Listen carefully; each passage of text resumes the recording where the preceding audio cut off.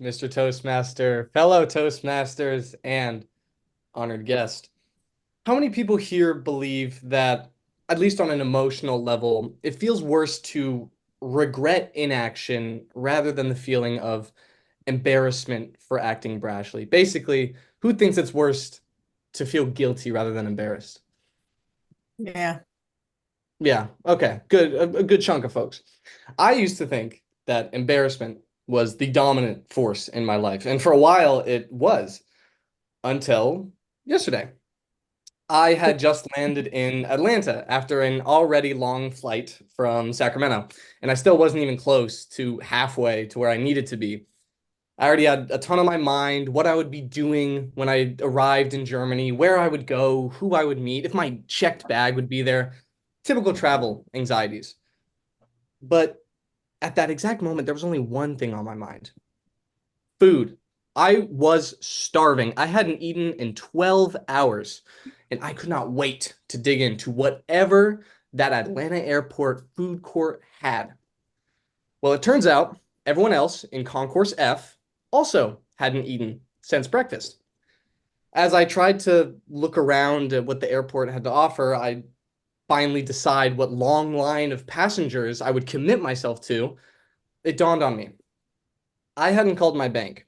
Now, I don't know who you guys bank with, but my bank is not a big fan of me randomly going to miscellaneous cities and spending money, and they tend to lock my card, and they've done so before.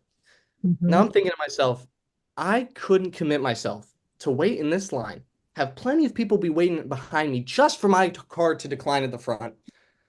That would be embarrassing. So I waited. I was going to wait for the lines to die down and relax a bit. That way there was way less stress, way less people watching. It was okay. So I waited, and I waited, and I waited. And before I knew it, I heard my flight, boarding zone one. So I left. I let that fear, the what if, the potential embarrassment stop me from getting something I needed. I should have acted sooner. Eventually, I boarded the plane, hungry as all get out. Eventually, I got my food, some water, and about halfway through the flight, I had to use the restroom. The problem was the bathroom was continuously occupied throughout the duration of the flight. However, I yet again let potential awkwardness hold me back. It was bad enough that I would have to climb and squeeze and say, "Excuse me," through 30 rows of people, but that would also have to awkwardly stand in the back by those same people in a line with everyone looking at me. So I wasn't going to do that. And from where I was sitting, I could see the bathroom occupancy sign, a big red X on it whenever it was occupied. Whenever it Hmm. was vacant, that X would disappear, but it was only gone for seconds.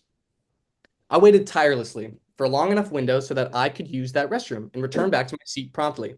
And eventually, I found it. I awkwardly stepped, squeezed, scuttled, and said, "Excuse me," past those 30 rows of people and made it to the back. However, upon leaving the restroom, the beverage service had begun, and I wouldn't be able to return to my seat for another 30 minutes. I should have acted sooner. As I stood in the back and I watched the seemingly endless stream of people coming in and out of the bathrooms, I waited and I waited.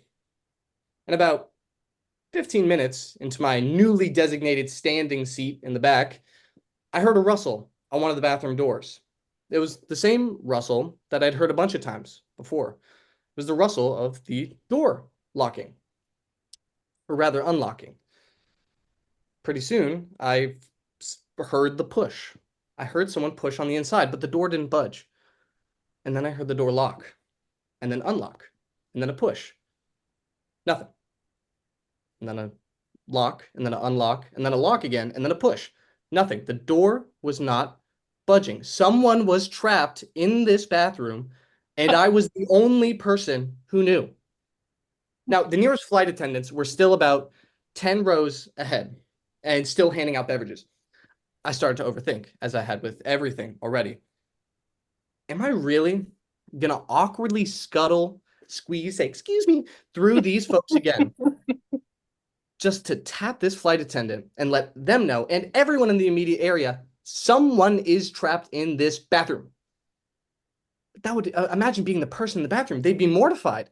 They'd be humiliated. I would, at least. Plus, what if they're not stuck? What if I do all that only to turn around and find that they got out totally okay? Then I'm embarrassed and they're embarrassed.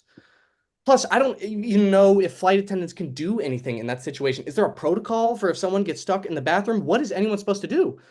Surely this person will get out any second now, right? And then, like a flash of lightning, a rational thought entered my brain. Will, you are so hungry right now, you could eat a whale because you waited. You are standing in the exact position you're standing in right now because you waited. So I told myself, I'm gonna act sooner. I measled my way awkwardly, said, "Excuse me," once more, tapped the flight attendant, and said quietly yet directly, I think someone's stuck in the bathroom. Flight attendant walked back with me, flipped a little lid over, went like this on a lever, and voila, the door was open. The lady inside was beet red, but she had a sense of humor about it. We laughed it off, went back to our seats, and all was well. There's a Benjamin Franklin quote that I used to live by. Failure to plan is planning to fail. It's a good quote, yet my scattered and juvenile mind still sometimes interprets this as meaning plan for every possible outcome of every situation, or else you will fail and lose everything. That's That going kind to of sink thinking in. is not sustainable and leads to inaction and worse, regret. Ultimately, if you know something is right in the moment, don't let that what if bog you down. Be like Nike and just do it. Thank you.